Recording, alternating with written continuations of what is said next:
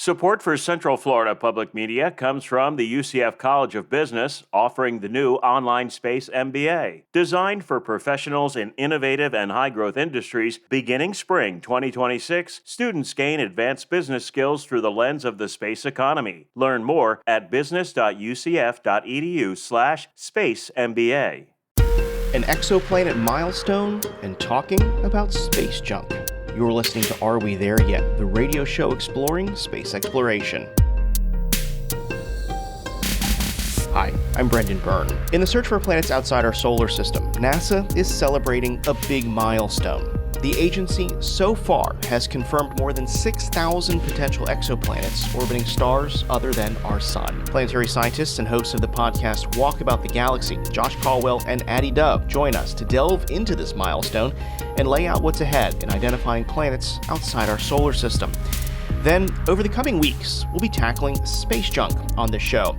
To kick off our periodic conversations on orbital debris, we'll talk with a researcher about talking about space junk. Communications scholar and professor Patrice Cole joins us to talk about space junk risks and how the public understands the issue. That's ahead on Are We There Yet? It's no secret we're big fans of exoplanets on this show. From the missions aimed at finding planets outside of our solar system to the scientists leading the charge in identifying them, we've had plenty to talk about over the years. And here's just one more thing. Earlier this month, NASA announced a big milestone in exoplanet research. The agency says its tally of exoplanets has passed 6,000. It's a big leap from the initial discovery of an exoplanet 30 years ago, and scientists say it's just the beginning. Here to reflect on that milestone and chart the course for the next few years of exoplanet discovery is Josh Caldwell and Addie Dove. They are planetary scientists at the University of Central Florida and hosts of the podcast Walk About the Galaxy. Josh, Addie, welcome back to Are We There Yet? Thanks for having us. Happy to be here. Today we're talking on a pretty incredible milestone. NASA has announced that the number of exoplanets that it tracks has topped 6,000, which is pretty incredible thinking that the first exoplanet was confirmed just a few decades ago. Josh, tell us a bit about the idea of exoplanets and how they were discovered. Well, the idea of them goes way back. As long as we've known what planets are and that they orbit stars and that we've known that the lights in the sky are other stars, we have assumed that planets are orbiting them, but it took a long time before we were actually able to confirm that. I mean, I'm a Trekkie, so there were planets assumed to be all over the galaxy in Star Trek, but it wasn't until 1998 we were able to actually confirm the existence of exoplanets. And those first exoplanets that were discovered get a big asterisk next to them because they're orbiting a pulsar, which is the remnant of a massive star, a star much more massive than the sun. Our sun will not become a pulsar. It was discovered by measuring timing shifts in the pulsar. These are very, very precise astrophysical clocks, if you will, because they're spinning quickly and their spin period can be measured very precisely. So that was like, okay, they're out there, but I put the big asterisk because they're not really like the kinds of planets that we visited in Star Trek. Addie, since then, how have astronomers been able to find exoplanets? They're not all using pulsars, right? No, yeah, and actually very few are using pulsars these days, right? We don't actually, first of all, we don't expect a lot of planets around sort of those types of systems, but then also just the way the techniques we've used to discover them have expanded. So a lot of them rely on what's called transit techniques. So this is like you stare at a star and you look at the brightness of the star and it'll dip. If a planet goes in front of it, it dips a little bit. You can see a little bit of that brightness is blocked out. And actually you get a change when the planet goes behind the star too, due to reflected starlight. And then there's another cool technique called the radial velocity technique, which is also staring at the star. So the interesting thing about most of these techniques, right, is that we're actually looking at the star to do the main parts of the detection. And with the radial velocity technique, basically like this, we're observing the star and its spectrum, so the light coming off of it. And as a planet goes around it, it makes the star wobble a little bit, and that changes its velocity slightly, and that shifts where the lines are, the spectral lines that we observe. So you can see that like if there's more of a wobble, there's a different planet. And so we can use those techniques. And one of the interesting things I think, so this is 6,000 sort of confirmed planets is the recent thing, but there's something like another 6,000 or 8,000 or something like that of planet candidates out there as well. So all these searches, like Kepler is the big mission that's been doing a lot of detections. When the first time they're detected, especially during like the transit or the radial velocity technique, they're called candidates because we say, well, there's a signal here, but we need another additional observation to confirm that it's actually there. And so sometimes the follow-ups are with the other techniques. Sometimes they're with direct imaging, although that's still really, really hard. Yeah, I just want to mention my favorite way, which is not the most efficient way, which is gravitational microlensing. And so it requires some serendipity because massive objects like stars act like lenses for light just through their gravity. So not a direct lensing like we think about with our glasses or light passing through water or something like that, but being bent because the mass of the star bends space-time, and a planet around a star is like a little flaw in the lens, and it results in a very characterizable particular glitch in the light that you see passing through that gravitational lens. So we've discovered some planets in some very clever, interesting ways. What current observatories are able to see that gravitational lensing? Gravitational lensing doesn't require a particularly special observatory. As I said, it requires serendipity because you need to be monitoring the light from some distant object over some long period of time and see that the light of that object changes because a lens passed in front of us. And in this case, the lens would be some other star nearby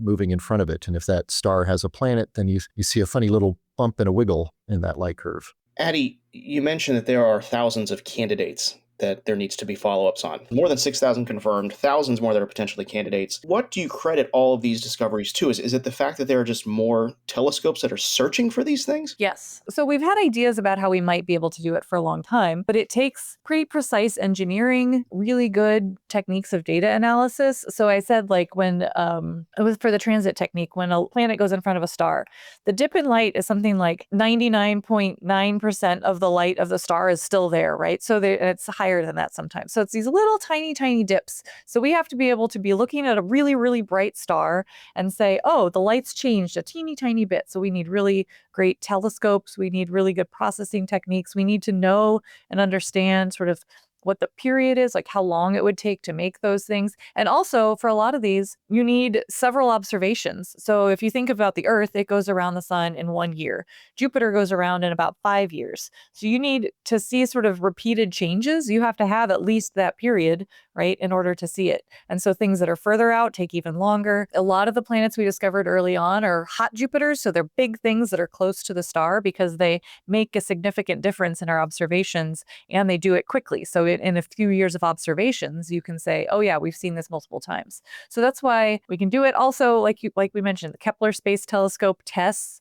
There's a bunch of space telescopes that have been deployed to do this. And there's also a bunch of ground-based surveys that just say, okay, we're going to stare at this part of the sky and we're going to look for new things or confirm the things we've already seen. Kepler was really a breakthrough because it was the first observatory that could monitor thousands of stars simultaneously and measure these light curves. It's a big technological breakthrough. I just want to mention Jupiter's 5 times further away, but its year is 12 years long, not 5 years long, which means that if you want to see a planet like Jupiter from a transiting technique, you have to wait really 24 years just to have a confirmation the second time around of that thing passing in front of the star. You see it once, well, okay, something happened to that star, which is one reason why so many of those 6,000 planets and the other thousands that Addie mentioned are very, very different than the planets that we're familiar with in our own solar system. You're listening to Are We There Yet? Here on Central Florida Public Media. I'm Brendan Byrne. We're speaking with Josh Caldwell and Addie Dove. They're both UCF planetary scientists and co-hosts of the podcast Walk About the Galaxy.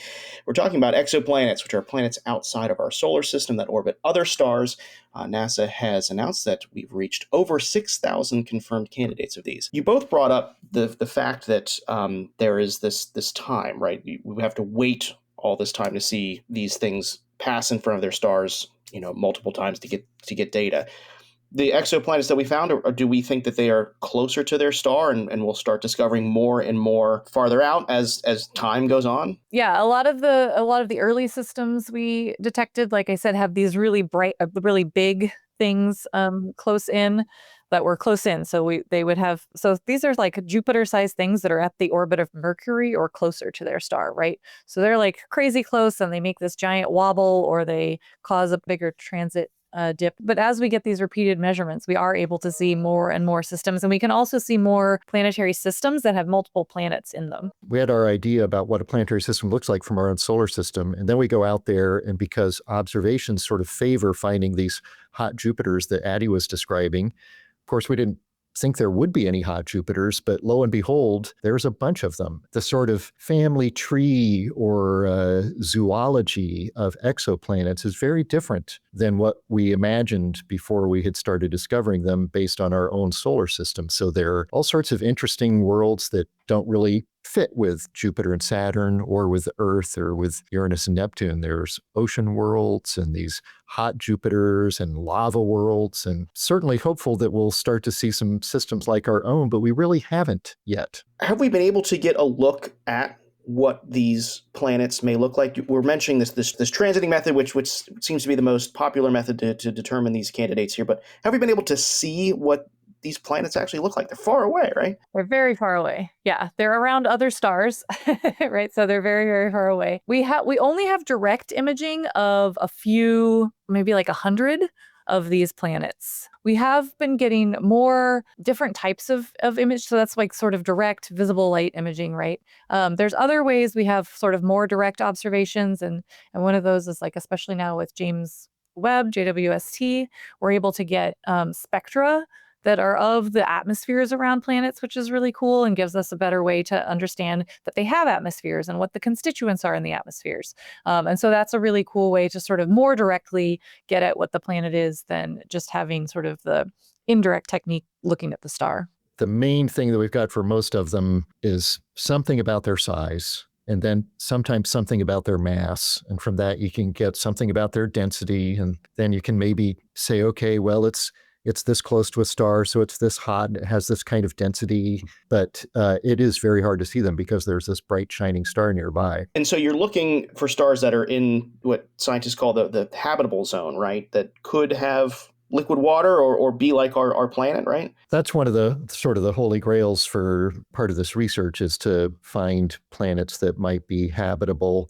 so exoplanets. And so the habitable zone is typically defined as where the temperatures could support liquid water on the surface. And we have seen planets in habitable zones. They don't look like Earth in terms of their size and their density, and they're typically orbiting cooler stars, so they're much closer to the star. Sometimes this gives you a planet that is tidally locked, just like the moon is with the Earth. We always see the same side of the moon. Many of these planets will always have the same face facing the star. So one side of the planet is in perpetual daylight and the other side is in perpetual nighttime. And then you could imagine that ribbon, the terminator between day and night, is perpetually lovely. Not too hot, not too cold. Mm-hmm. The Goldilocks part of the planet, right? Yeah. Exactly. We hit the 6,000 mark in the 1990s. It was just a handful. By the 2020s, we're in the 6,000 mark. When do we hit 10,000? Pretty soon, right? 2028. Okay. I'll hold you to it. I mean, so we have 6,000, right? And there's another just as many that are sort of candidates. So it's really just sort of doing this check and confirmation. And by 2028, we have another few years of observations. There's all of these telescopes doing it. So I think 28's a reasonable number. We'll have you on the show before then, but we'll definitely have to schedule something for 2028. So if we get to 10,000 before 2028, then you can have it back on, rub my face in Sounds it. good. Yeah. Sounds good.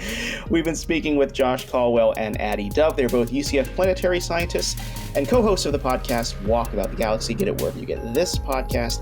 Josh, Addie, thanks so much for joining us. Thanks for having us. Thanks for having us. Always a pleasure. Still to come, space junk and how to talk about it. Do people perceive the issue as being mostly confined to space? Or do they realize that this could really have a significant impact on the way that we lead our day-to-day lives? Understanding the risks and public perceptions of orbital debris. That's ahead on Are We There Yet? From Central Florida Public Media.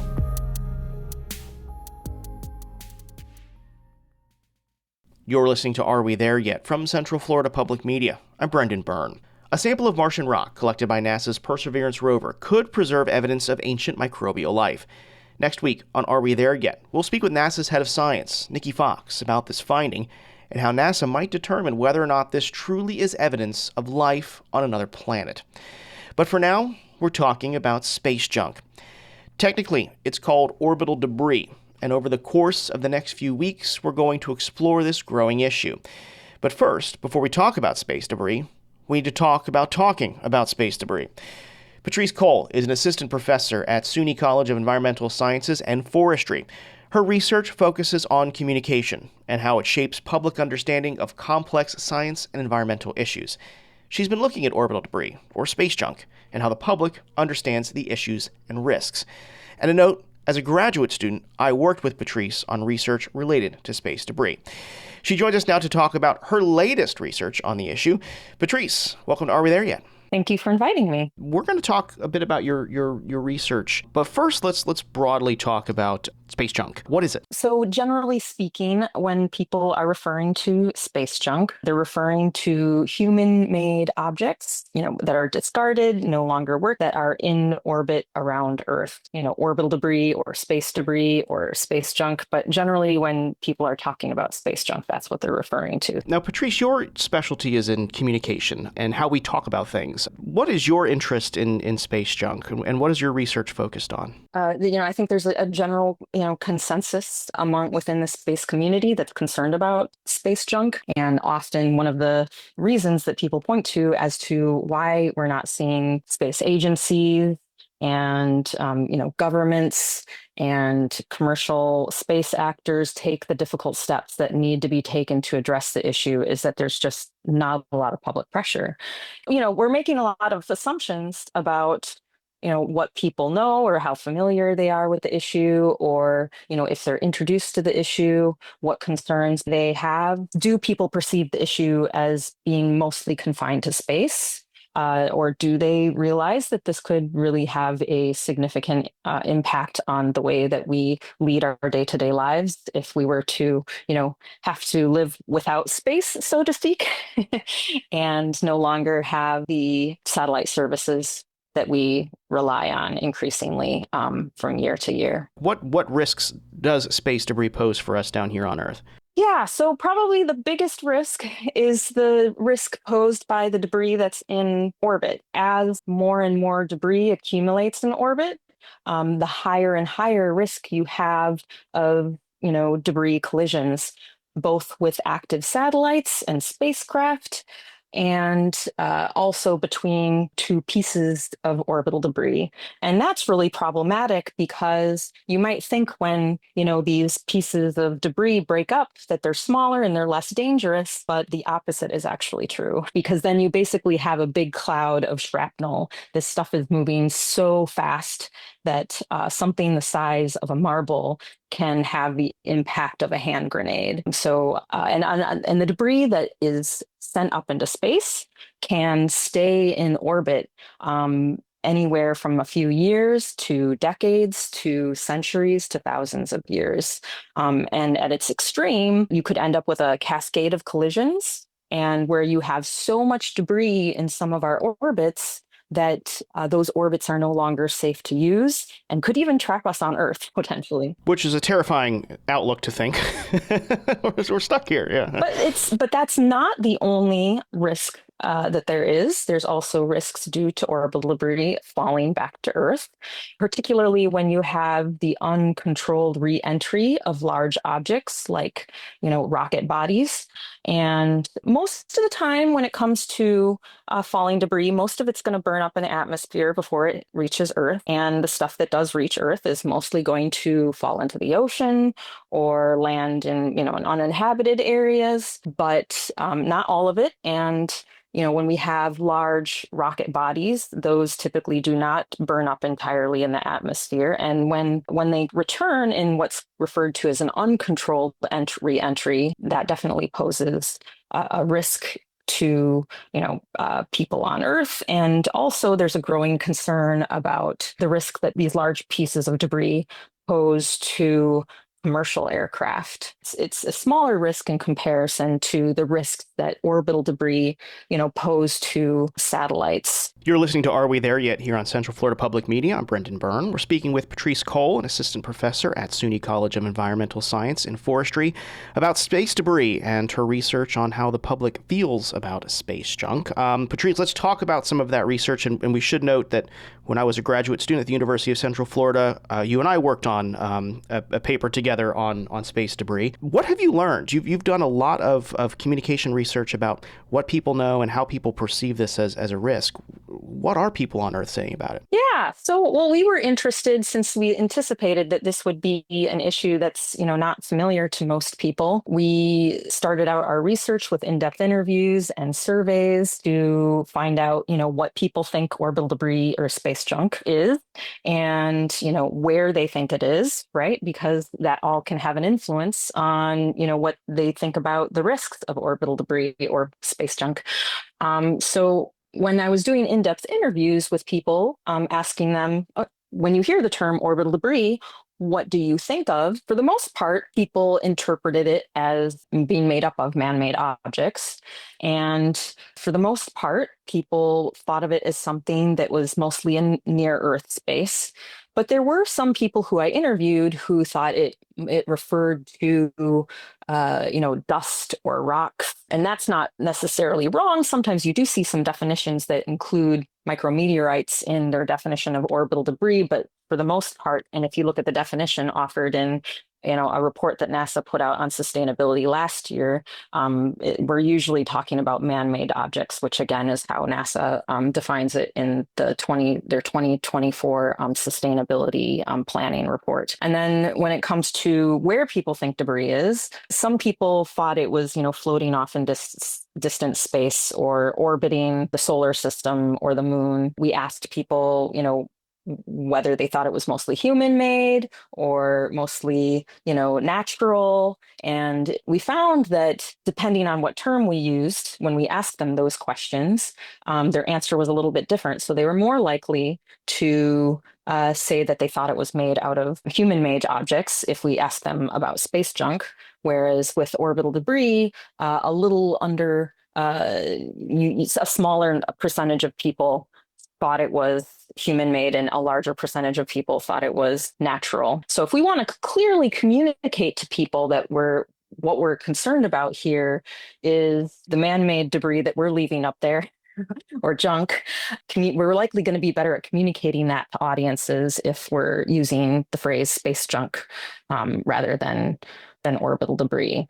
We also found, interestingly, while a majority of Americans in our survey, which was nationally representative, did think of it as being in near-Earth space, you still had a substantial minority who thought it was in distant space. Mm-hmm. And so we had about 33% of our respondents thought it was in faraway space, which has important implications for how we understand the risks of space junk.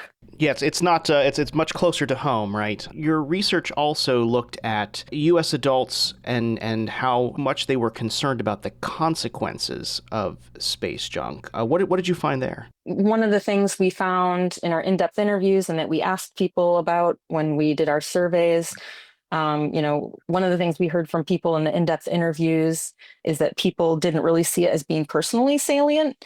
They would say things like, it doesn't really impact me at all in my daily life. I'm not rocketing into orbit, so I'm not too concerned about orbital debris. Right? That's fair, right? Right. So we definitely we're seeing like the perception that this was a problem confined to space. So we asked people on the survey how concerned they were about the consequences of space junk, for space exploration, for people on Earth, for you personally. And, we had about 35% who were on the survey who said they were extremely or very concerned about the consequences of space junk for space exploration. But for themselves, it was just 19%. And then for people on Earth, 26% who were extremely or very concerned about the consequences of space junk. So, which isn't too surprising. And then what we did later later on in the survey to kind of tease out, some of the factors that explain people's concern about the consequences of space junk for themselves, people on Earth, or space exploration. We also asked them some questions about their concerns about the risks of falling space junk. We also asked them about their concerns about the consequences of orbiting space junk. And then we also asked them a series of questions about, what they perceived the effects of space junk could be on 6 different satellite reliant services. And we found that when it came to increasing, concern about the consequences of space junk for people on Earth and yourself, we found that, perceived effects of orbital debris on satellite services was important for all 3 levels of concern. But we also found that concerns about falling debris were important for concern about the consequences of space junk for oneself and people on Earth.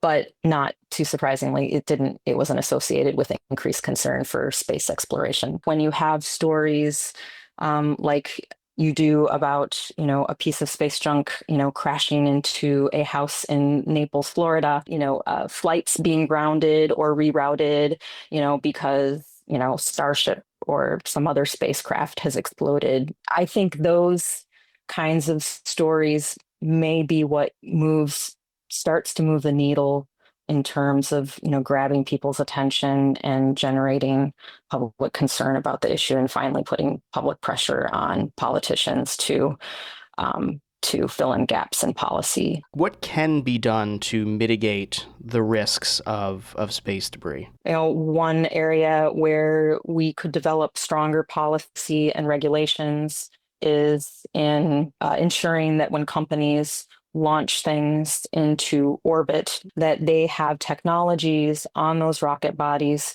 to ensure that they can return in a controlled way. And then there are things like ensuring that people have a plan, satellite operators for when their satellites or other spacecraft are no longer usable. And there is some movement to try and get people to ensure, for example, that those objects are brought down like a 5-year time frame. And then there's efforts to develop technologies to basically, I guess you could say kind of like space junk dump trucks. Space junk dump trucks. I love it. I don't think it would quite work like that, but It's a metaphor. We've been speaking with Patrice Cole, an assistant professor at SUNY College of Environmental Science and Forestry, about her research in space debris and how we talk about it. Patrice, thanks so much for joining us. Thank you for inviting me. That's going to do it for this week's show. If you're not already, be sure to subscribe to the show's podcast feed so you never miss an episode. Subscribe on the Central Florida Public Media app, Apple Podcasts, Spotify, or really wherever you get your podcasts. You can stay connected to this show. Be sure to follow us on social media. We're on Instagram and Facebook at AWTY Space.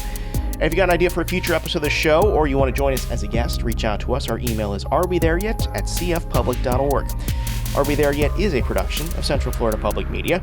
Our intern is Orion Boone. Our producer is Marion Summerall. Editorial guidance from LaToya Dennis. Support for Are We There Yet comes from our listeners. Until next week, I'm Brendan Byrne. Thanks for listening.